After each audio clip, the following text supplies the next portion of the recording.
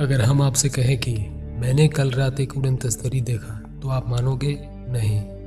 अगर मैंने सच में देखा तो इसका मतलब अगर कोई भी इंसान एलियन या यूएफओ सच में देखता है तो लोग नहीं मानते।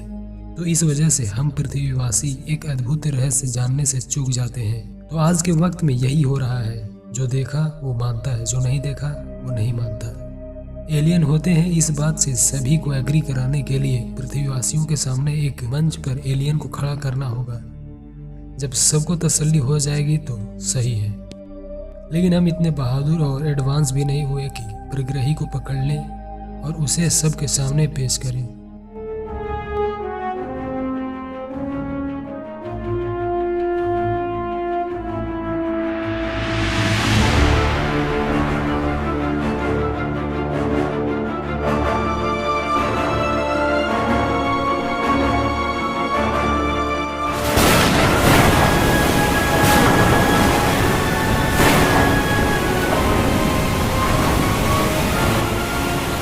अगर आपने इसकी पार्ट 1 नहीं देखे हैं तो उसका लिंक डिस्क्रिप्शन में है, तो आप उस वीडियो को भी ज़रूर देखना। तो आगे भी इसी टाइप की वीडियो देखने के लिए इस चैनल को सब्सक्राइब जरूर करें।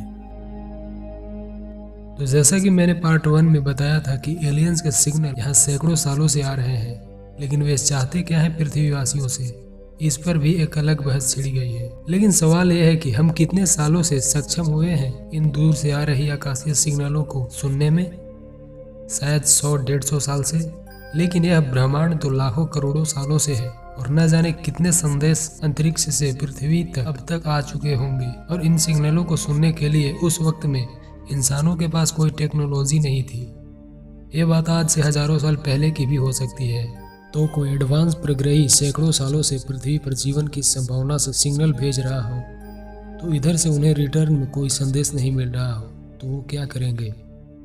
वही करेंगे अगर उन्हें पता चल गया हो कि इस ग्रह पर जीवन है, चाहे यहाँ कोई प्राणी होने का संकेत मिले या नहीं, बस उन्हें अपने जीवन के लिए वातावरण सही लगे तो वे जरूर यहाँ आने की कोशिश करेंगे। रिसर्चों के आधार पर बात करें तो ब्रह्मांड अरबों सालों से अस्तित्व में है और ना जाने कितनी दुनियाओं से पृथ्वी पर संदेश भेजे गए होंगे। आज से 40-50 साल पहले से ही वैज्ञानिक दूर अंतरिक्ष में संदेश भेज रहे हैं और यह भी हो सकता है कि उन्हें यह संदेश आज मिला हो।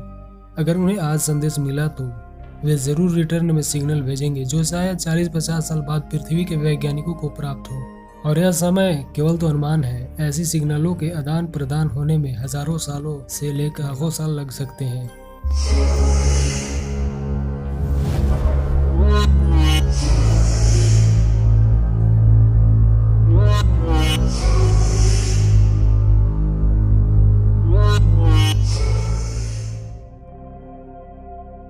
दूर ब्रह्मांड में किसी सिविलाइजेशन से इंस्टेंट कम्युनिकेशन बनाना तो नामुमकिन है।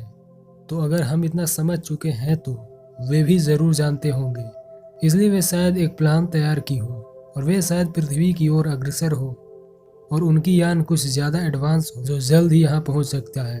और यह बात किसी एक सिविलाइजेशन पर ही नहीं, जिस बुद्धिमान सभ्यताओं ने इन सिग्नलों को रिसीव किया हो और वे यहाँ आने की ओर अग्रसर हों।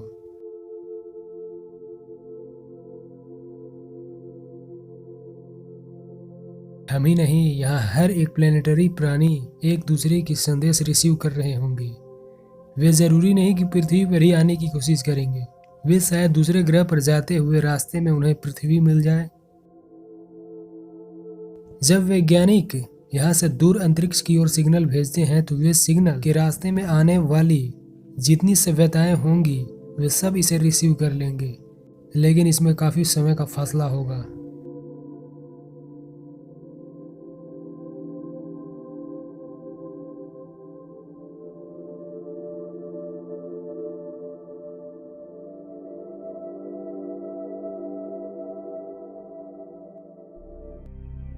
बीबीसी के मुताबिक 12 नवंबर 2018 को एक ब्रिटिश एयरवेज पायलट ने शेनन एयर ट्रैफिक कंट्रोल से संपर्क किया और बताया कि उसने किसी चीज को बहुत तेजी के साथ चलते हुए देखा।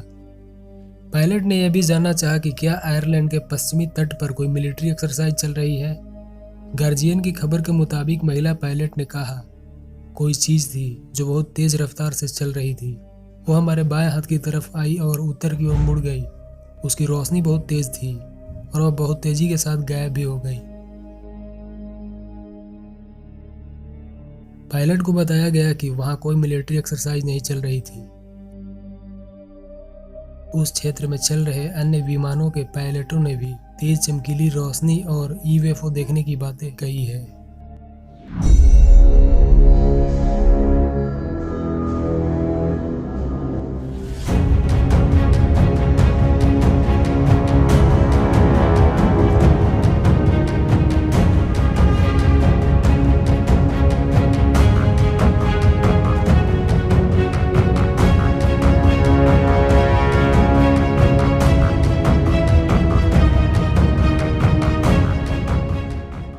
अमेरिकी मीडिया के मुताबिक पेंटागन यूएफओ की जांच के लिए लाखों डॉलर का गुप्त कार्यक्रम चला रहा था। बताया जा रहा है कि अमेरिकी रक्षा विभाग के मुख्यालय में 2007 से शुरू हुए और 2012 में बंद कर दिए गए इस कार्यक्रम की जानकारी बहुत कम अधिकारियों को थी। न्यूयॉर्क टाइम्स का कहना है कि कार्यक्रम के दस्तावेजों में अजीब सी तेज रफ्तार वाले विमानों और मंडराती हुई चीजों का जिक्र किया गया है, लेकिन वैज्ञानिकों को इस बात को लेकर संदेह था कि ये रहस्यमयी घटनाएं परग्रही जीवन यानी एलियन होने का सबूत हो सकती है। बताया जा रहा है कि इस कार्यक्रम पर रक्षा विभाग की $20 मिलियन लगभग 1 अरब 28 करोड़ रुपए की रकम खर्च हुई। बाद में खर्च घटाने के लिए इस कार्यक्रम को बंद कर दिया गया। भले ही इसकी फंडिंग 2012 में बंद हो गई हो, लेकिन बताया जा रहा है कि अधिकारियों ने असामान्य आकाशीय घटनाक्रम और संदिग्ध चीजों को देखे जाने के मामलों की जांच अपने सामान्य काम के साथ जारी रखी। यूएस कांग्रेस के एक पूर्व कर्मचारी पॉलिटिको को बताया कि संभव है कि इस कार्यक्रम को प्रतिद्वंदी विदेशी ताकतों की तकनीकी प्रगति पर नजर रखने के लिए चलाया गया हो। इन दस्तावेजों में यूएफओ देखे जाने और उड़न तस्करियों से संबंधित रिपोर्ट मिली थी।